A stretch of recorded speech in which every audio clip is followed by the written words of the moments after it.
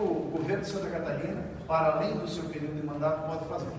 Se aceitar o alongamento das dívidas em mais 20 anos, o governo Colombo esse ano vai ter uma economia de R$500 bilhão. Está ótimo? Eu toparia agora, está tudo muito bem. O problema é que a gente escraviza mais uma geração de catarinenses, é mais 20 anos, é 2050 praticamente, pagando e vivenciando essa realidade de dinheiro que sai da economia do Estado para ir para a União. E pouco importa quem seja os governos que lá estão. 2050, eu nem consigo me imaginar onde é que eu vou estar em 2050.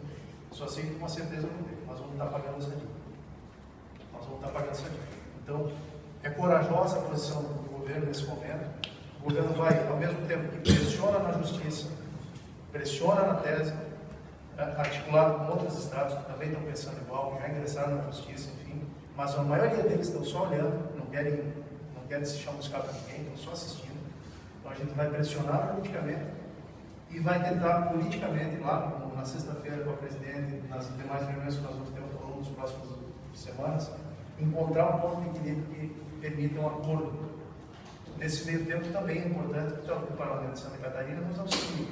Porque a lei, nós, no ano passado, mandamos para a Assembleia um projeto de lei pedindo autorização de vocês para assinar um novo aditivo. Qual foi o parâmetro? A Lei 148.